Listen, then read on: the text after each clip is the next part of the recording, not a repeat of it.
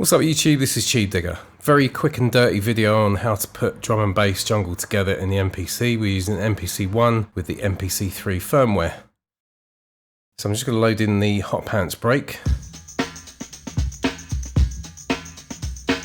Go straight to sample edit and we're going to press this white arrow on the right. We can open up from BPM here. Make sure the MPC knows how many beats the sample is that you're using. This particular sample is 8 beats long. So we press from BPM, 140 beats, 114 beats per minute. Press match and that will match the sample to our current project tempo. So it sped it up a couple of semitones. And this will fit perfectly with our project tempo of 170. So I was going to use the break straight because it's quite nice to do that, but what I'm going to do is copy pad 1 to pad 2 and 3, and then on pad 2 we're going to move the start point so we've got the snare, and that way I can chop the break and make it my own pattern. Now the samples are currently going to overlap because it's polyphonic, so let's set the program to monophonic. You can use your mute groups, but this is the quickest way, as long as you don't intend to layer any samples on top of each other. So I'm just going to adjust the sequence bars to 8 bars.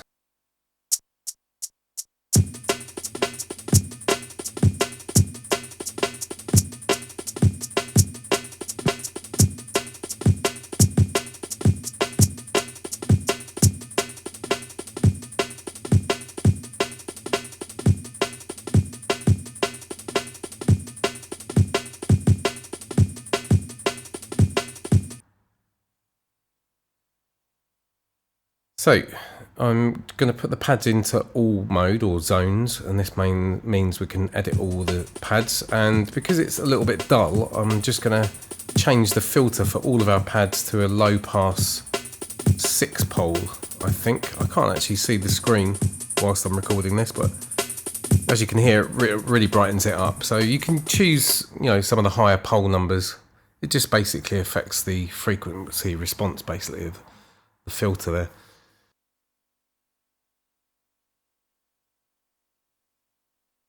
We're going to use the mini D. So I've initialized the patch here, and we're just going to switch on oscillator 2 and detune it. And we get that classic Reese Hoover that everyone loves. It's a bit bright, so I'm just going to take the filter cutoff down. Now we've got that nice throbbing Hoover sound. Ooh, throbbing Hoover. Could just try a few notes here, see what works.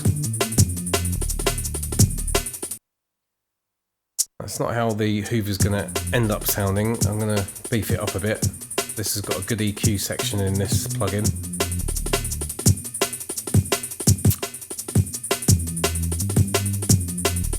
So that's good enough for me. A nice little hook with the bass.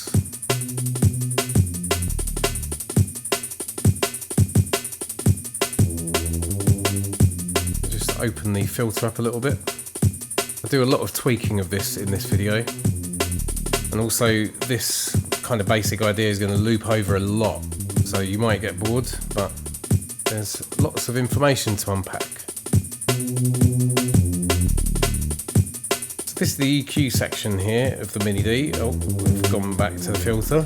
So quite often I'm just going between pages and offsetting things, a bit of resonance.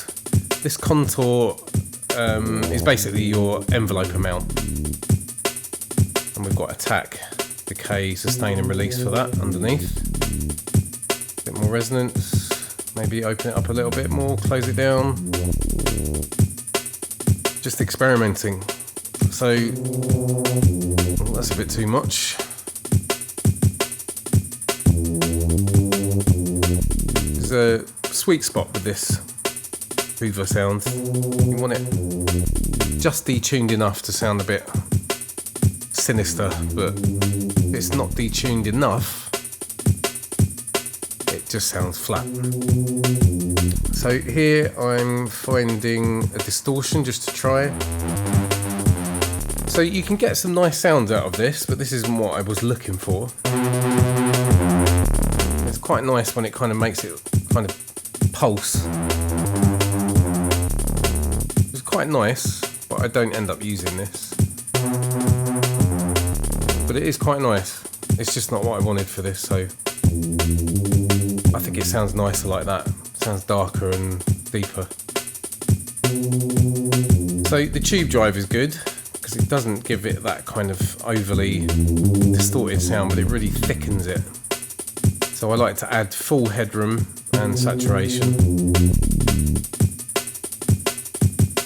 Now I'm adding another drum program. And this is going to be a sub. So for this, I'm just going to rename the plugin as well to Hoover.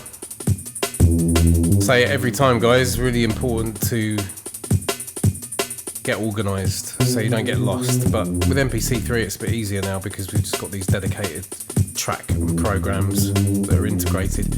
Anyway, so I'm going to type in sub in the browser, look for a sub or an 808-ish sound.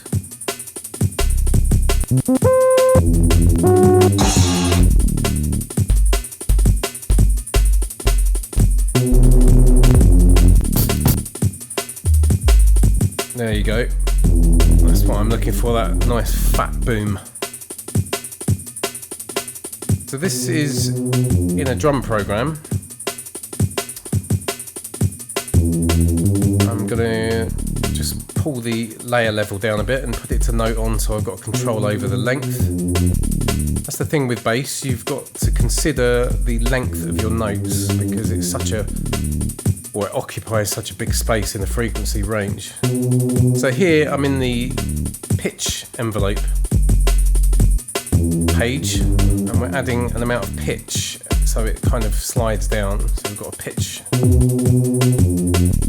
drop. And it gives the front end of the sample, and you could use this for drum design as well, but it gives it quite a nice little bump at the start and then it just sweeps down to the root pitch.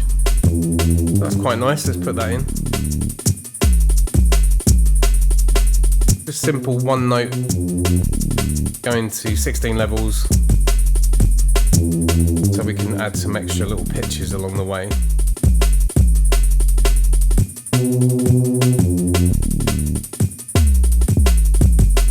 One of those notes is a bit out, so I'm going to go into the arranger, double tap, and it's one of these last. It's the second from last. That one, it's just too late. So pull that back using the nudge function.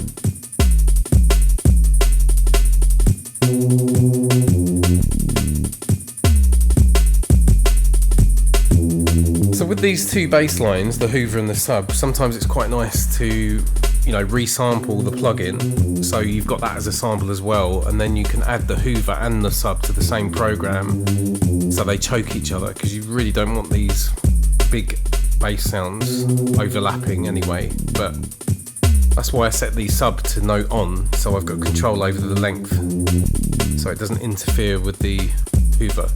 So here we are grabbing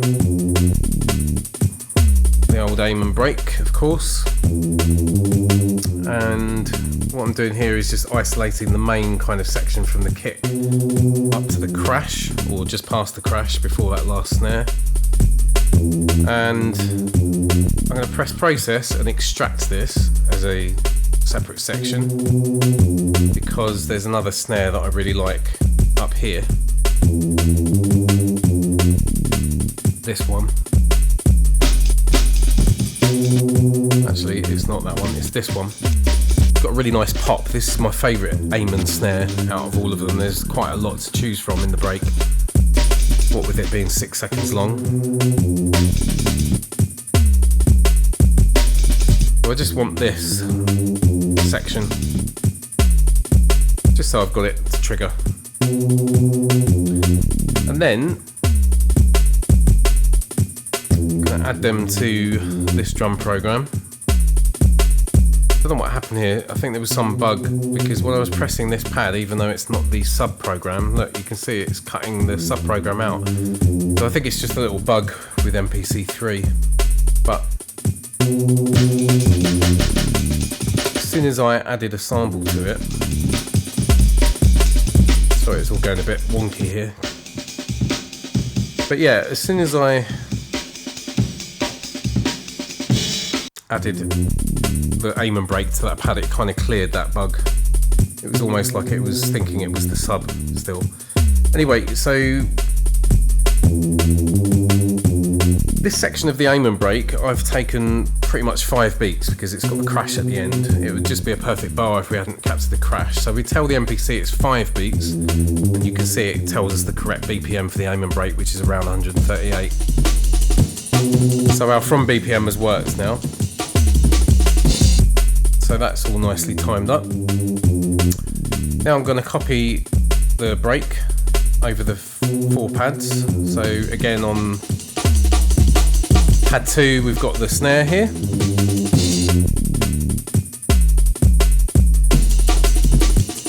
And here we've got the crash on pad 3. And on pad 4 we'll have this other snare.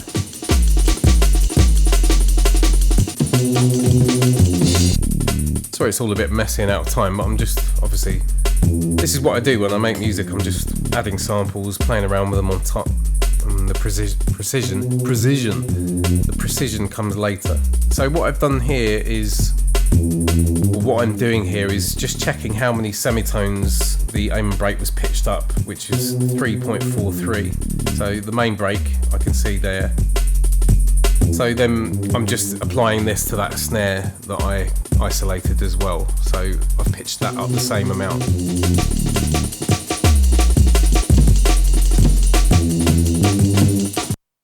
So they're all at the right time now.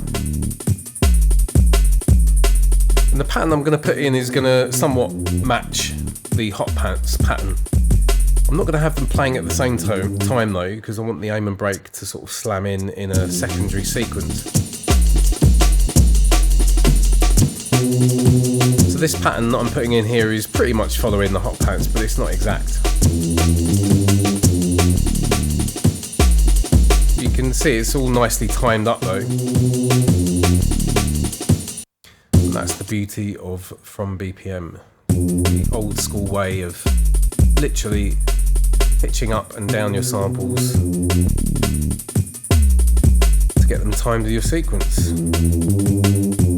So what am I doing here? Oh, I'm setting all the pads to note on, and this means I have to do a time correction function of legato, which elongates all the notes, otherwise they'd be all staccato. And what we need to do when we do this is, because legato means join together, or join to, our last note hasn't got anything to join to, so we have to manually extend it. And here you can see I'm having a nice struggle selecting that note, but I finally got it. So now we go back to track mute, I think. No. But what I'm doing here is copying the sequence. So copying sequence 1 to sequence 2. So in sequence 2 we're going to drop out the hot pants break and just have the aim and the hoover.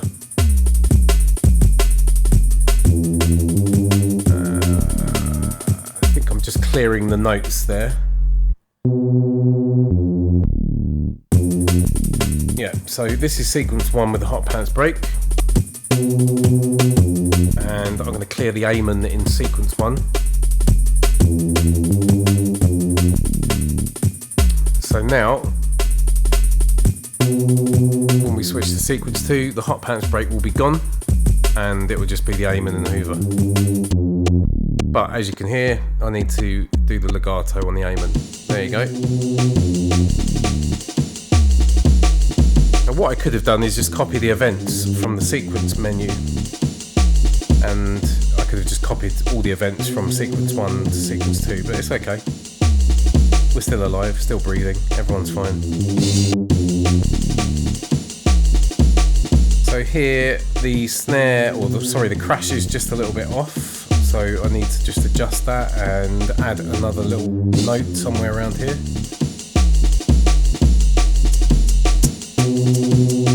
And I want to put a kick, the aim and kick, just in the gap between the snare and the crash. It'll all make sense in a minute, bear with me. We just need to nudge the crash back one step and just elongate the crash. We can have that little gap, adds a little bit of funk, but for this I just want it to continue. So now, because both of our breaks are in note on mode, we've got full control over their length, so they won't overlap when you switch sequences. That's just basic stuff. You can apply that to anything like sound effects or long sounds that you just want to cut dead. And it's also quite a good idea to add a little bit of release for your amplitude envelope, because sometimes when you set things to note on and you haven't got that release, you can often get a click at the end of the sample. So adding a tiny bit of release, something around like a value about 50, just gives it a little bit of a smooth, so like a very short fade. So we're back in the program editor for the Mini D here, because I just want to play around with some different kind of sounds for it here. So again, going between the filter, it's got this analog control here that thickens the sound up a bit. Back to the EQ. I think the problem with this is, like, there's lots of settings that sound good and you really just have to settle on one, you just have to commit. And that's another good reason to kind of resample stuff, so you're stuck with what you resampled, because the options are endless, obviously. So what I want here is that deep and dark subby kind of Hoover, but I also like the high frequencies and the kind of growliness. So that's what I'm doing basically here, is just trying to find a nice mix between those. Later on in the video I start automating this to give it a lot more movement, which is nice, and I add some delay as well, because I really love how it sounds like this, nice and subby, but it does kind of, what I could do is make a copy of this. I could, what you could do is make a duplicate track and have a high frequency version just kind of floating on top of it, which would be really nice.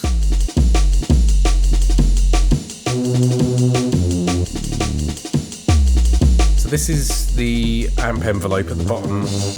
Those bottom parameters are the amp envelopes, and I think I was just getting a bit of a click. So the EQ is really nice, this mid-range frequency that I'm sweeping through here. You get some really nice effects. But it's getting there now, this is getting towards the sound I want.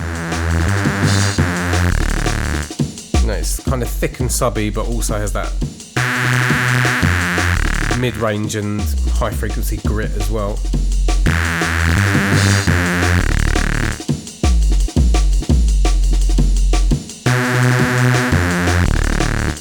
It's a little bit too loud in the mix at the moment. Obviously adding EQ and stuff boosts the overall volume, so excuse me, I'm just dropping it down here in the mixer. Back to the Amen. What am I doing here? So again, selecting all my zones and just changing the filter just to brighten up the Amen a bit. And we're going to add a compressor to the Amen in a minute, but this is a nice little trick here. So in the I think it's the modulation, we've got the half speed, and you can see that it does a really good job at pitch shifting. So you have to, I'm just going to check my program whilst recording this.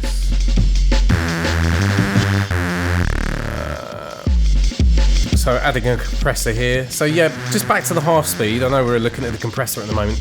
With the half speed, you want the loop length to 16th notes and the mode at 1.5. And you can hear it does a really good, precise job on pitch shifting. And I've just added the compressor to really kind of push the Amen out. We've got this really nice lo-fi, dark, aggressive Amon now. With the compressor, yeah, I like to have the threshold, you know, not too extreme. So for this I've settled on around minus 17 dB, ratios at 2.1 and the output is 6.9.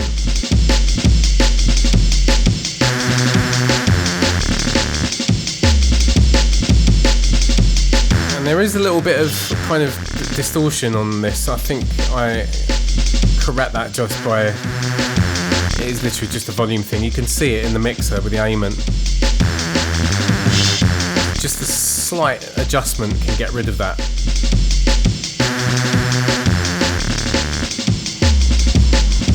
I think that's done it. There was just a bit of fuzziness happening on it. Anyway, back to sequence 1.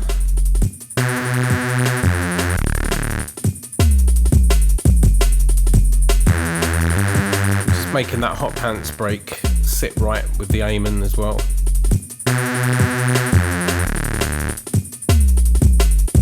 Again, just adjusting the filter. So I'm going to bring the filter down on the hot pants now, but bring the volume up a bit. I can't do that because I'm already at 0 dB. I don't want to push it any further. So what I'm going to do is pull my layer level down. The reason I'm doing that is it basically relates to the gain staging in the MPC. So if that is too high or at full, the effects don't sound good. So what you want to feed it is a slightly quieter signal and then use the effect itself, in this case the compressor, to boost up the volume. So there you go.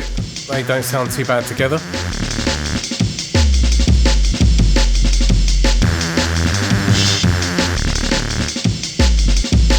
I will add some sound effects later on, just show you the basic process. I'm not going to show you every single thing I do, but it would just take forever, and that's what my Masterclass courses are for. But when it comes to YouTube, I just give you like little peeks into how I basically work. You know, put break. It's very simple. You know, breaks down, put the bass down, get some sound effects. And the sequencing that you see me doing in this is, you know, this is the thing that I really miss out in this video, is like how we take these 3 sequences that I end up and put them into a fully fledged song. It's one of the hardest things to kind of show. I can teach it, obviously, and I can demonstrate it in videos, but it's very subjective because you're thinking about where those sounds are going to go. I'm talking about this whilst the Mini D stuff is on, because I'm just doing the same thing again, is I'm basically just tweaking to get that Hoover. So I'm really not happy with the Hoover now. It sounded much better before, but we'll fix it. I've just muted it here. So for this sequence, I want to get rid of the Hoover and just add some more sub. So we're putting the MPC into 16 level mode again for the pitch. I'm also using note repeat as well, just to give us some 8th note repeats. Just adds a nice little bit of extra groove to this sort of pretty much one note bass line.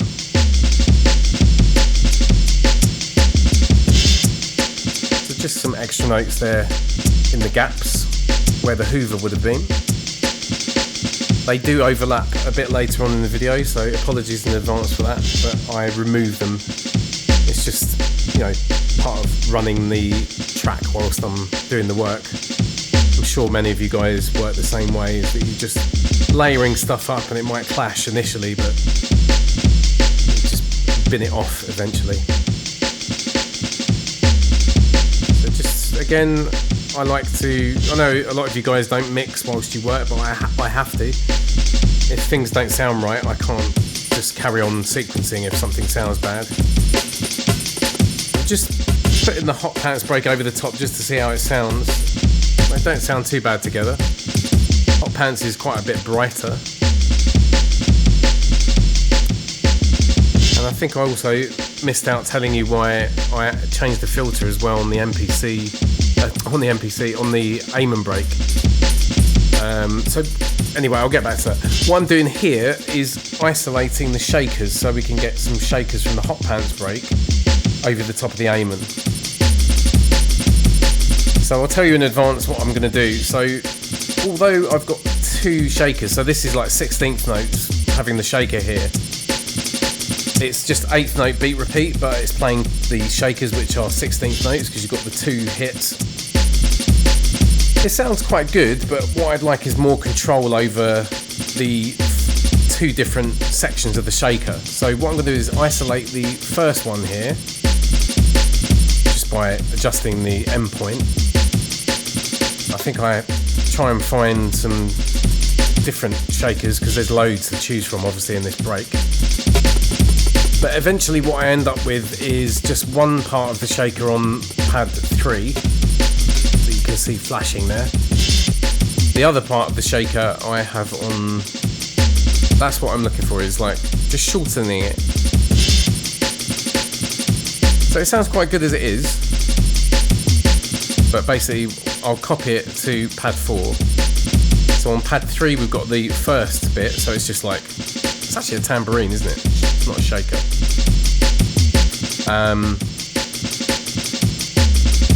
And then on pad 4, where we've got our copy of that,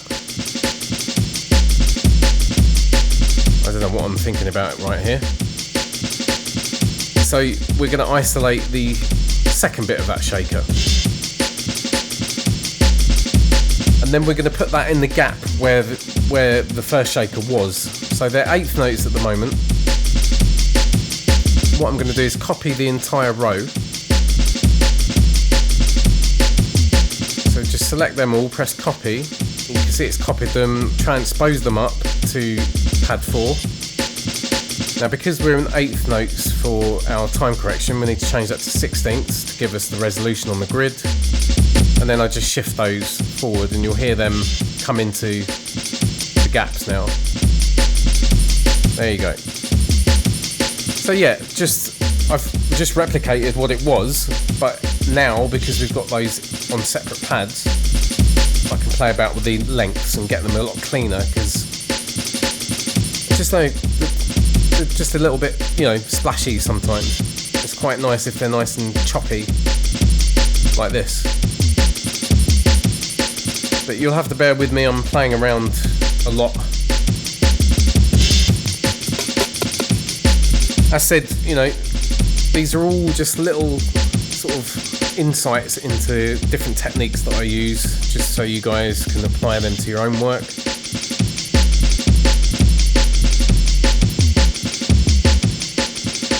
What am I doing here? Oh yeah, just high pass filtering the tambourines because we don't need any low frequencies in them.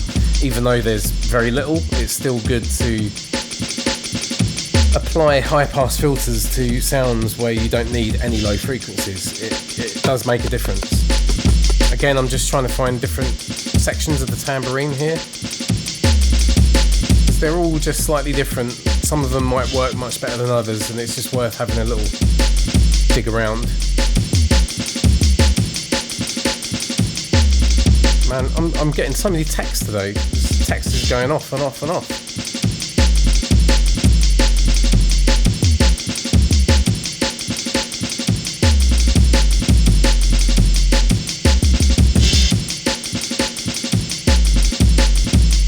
So, yeah.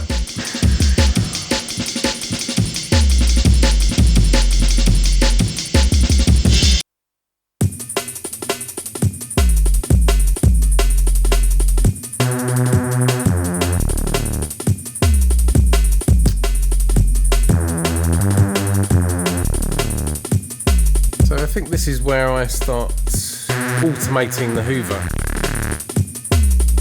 Nice, wouldn't it, if you could automate your Hoover so you didn't have to Hoover your own home. Just get a robot Hoover. They're shit. What am I talking about? Anyway, so here I think I'm going to start automating the Hoover. Right. So here I'm applying the delay to the Hoover in the Mini D, and this is really nice. It gives a really nice dark effect, nice space and ambience. because it's more of a mid-range sound now, it's not as subby as the sub, we can get away with adding a bit of delay. This delay is really nice because it does sound a little bit like a reverb as well.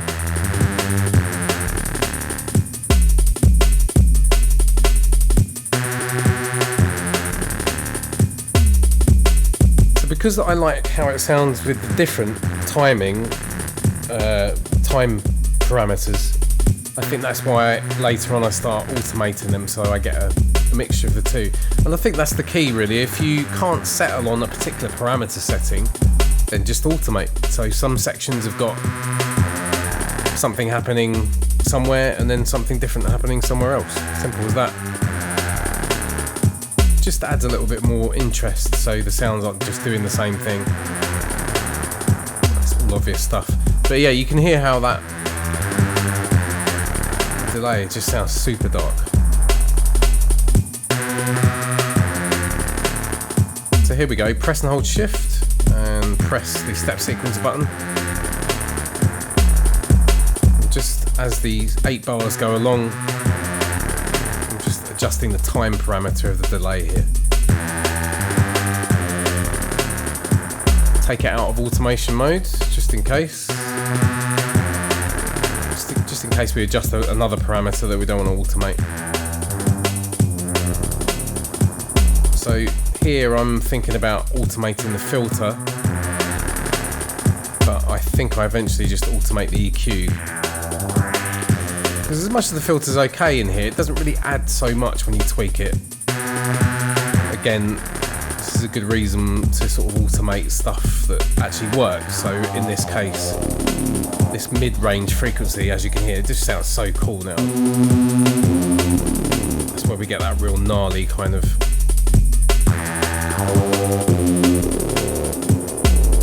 texture from it. It sounds good at different frequency positions. There, I went a little bit low there, so I think I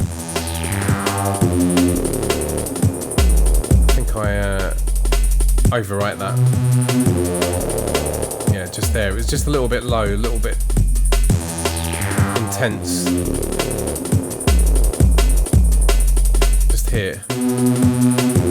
You can see there I just grabbed it at a bit of a higher position. It's got a real kind of vowel kind of sound to it, you know, like you're sort of going wow. Just with that mid-range frequency. So yeah, now we're copying the events here from the Mini D, so we're going to copy it so this bass line is reflected in our second sequence. That's what I should have done earlier with the Amen, so I didn't have to edit it, but it's all good. Here we go. So we've got that bass line now in here. So we've got those extra sub notes, so we need to get rid of those. I mean, it doesn't sound too bad, they're not clashing so much, I could leave them in, but I think it would be a bit cleaner without them.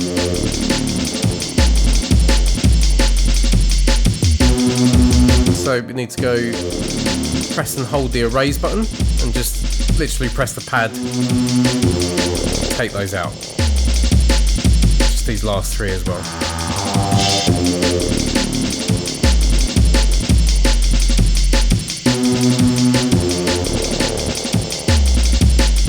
So we've got a third sequence here.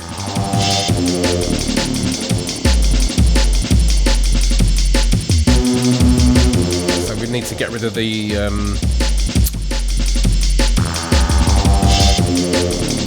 what am I doing here? Getting rid of the Hoover entirely. So this is the sequence where we've just got our sub. So we've still got some gaps here, so we can add some more notes for the Hoover, but make it less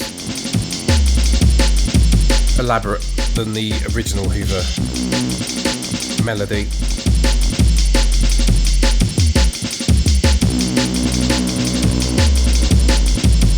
I'm just playing around to see what works.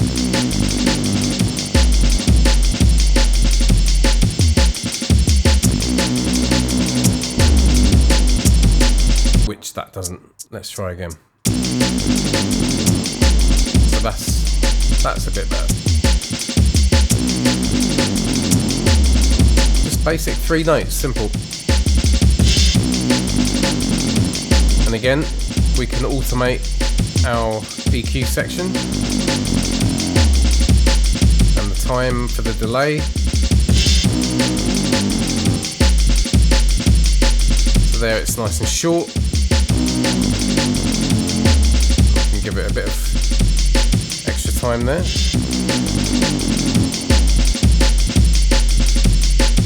And try a bit of filter and a bit of EQ. That's the sound I'm looking for. Just adds so much character to an otherwise flat sound. And that mini D, we've not done an awful lot. As you can see, I've just literally switched on oscillator 2, detuned it, and then played about with the EQ and the filter. A bit of delay.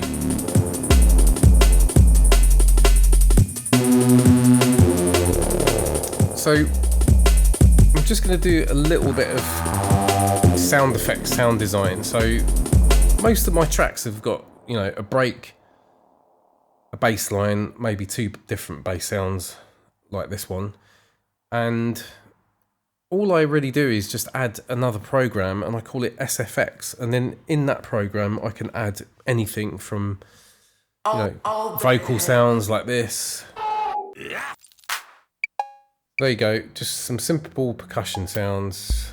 Whilst I was doing this, I just thought, right, just get those in and we can add some effects. And what those effects are very basic stuff. Looping and then just sending them through the returns with the delay and reverb. So for this one, just high pass filter. The reason I'm explaining all this, I know you can see it in front of you, but the screen is a little bit hard to see. My camera couldn't focus. I've just got a new camera. It's not the most powerful, but decent enough. So yeah, note on, so we can use the looping, and I've also gone up to that gear symbol in the top right hand corner and made sure the loop point is independent. So now we've got like a little zap.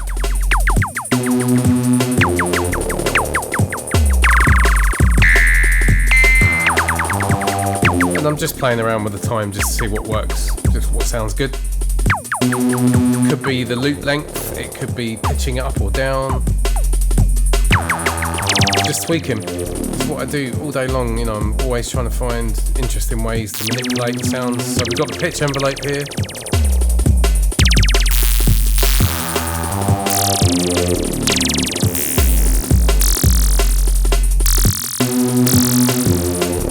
Having to play with all the parameters. That's all it is, guys, trial and error. Just until you find something that sounds good, interesting, or fitting, whatever it is, combination of the 3.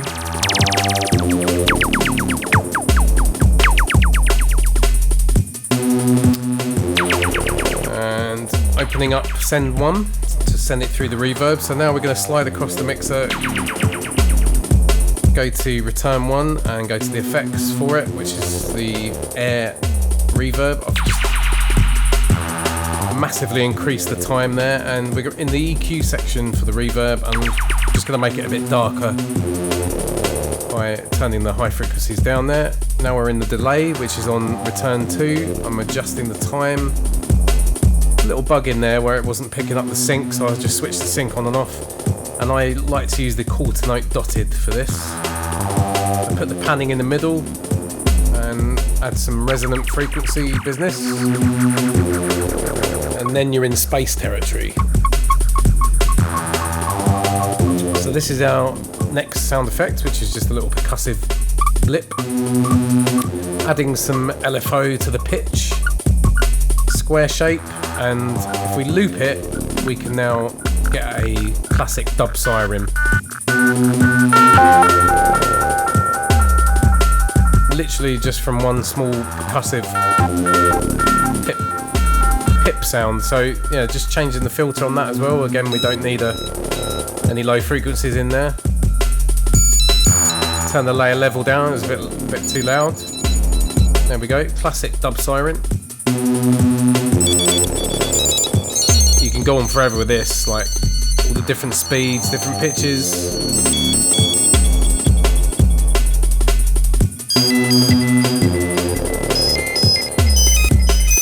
So set your sample to loop and add some pitch with the LFO. That's it, square shape.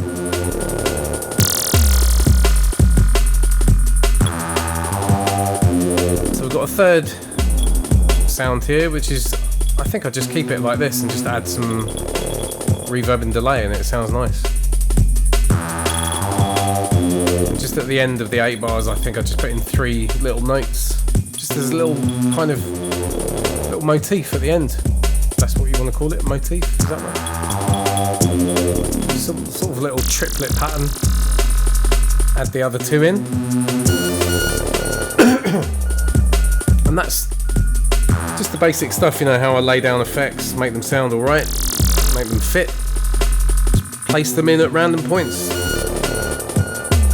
Obviously, you know, again, I'll spend a lot more time strategically positioning these, so maybe they happen just before the end of the sequence to drop into the next sequence. And obviously these sequences are only 8 bars long. But what I would do is just extend these sequences to, you know, like 32 or 64 bars each, get more sound effects in, and then just map them out over that time, you know, and then stitch the sequences together, and that's it. You know, you've got, before you know it, you've got 256 bars, which will give you 6 minutes of jungle. And then it's just about doing your edits, spacing out the sound effects.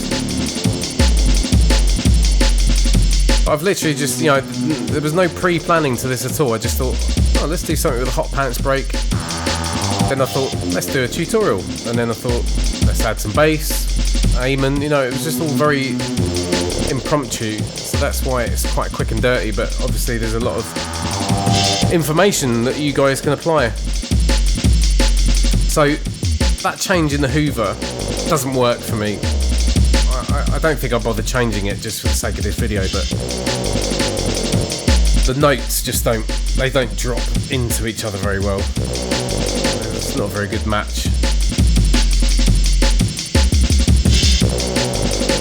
But just as an extra idea, you know, whether you use these sequences together or not, you know, it's just good to have the option to try out different sequences.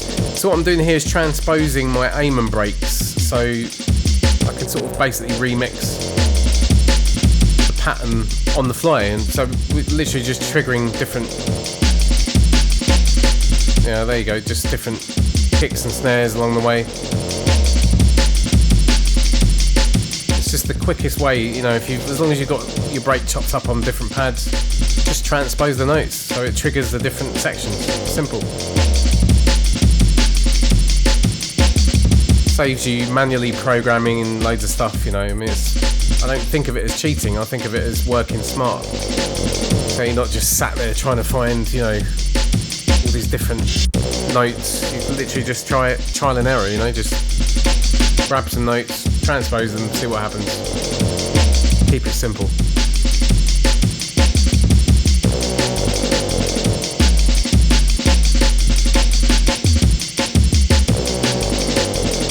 Obviously you want that break to kind of make sense with the sub underneath. For the most part it does. It's quite nice having it, you know, hit where the kicks are hitting, as if the kick is like actually kicking that sub into place, as it were. And here I've turned the crash into a loop because the gap bit too long. It's quite nice when you get the crash elongated with the looping. Just trying out some different kind of things with the crash and like old school jungle technique where you had different pitches.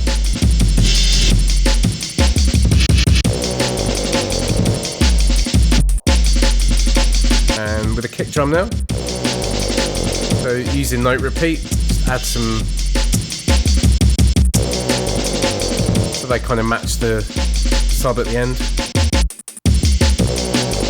Nearly at the end of the video, guys, so hopefully you've enjoyed watching and picked up some techniques. I think this is how I'm going to move forward with my tutorials now. I just don't have as much time as I used to, hence why I'm a lot quieter and a lot less active on YouTube these days.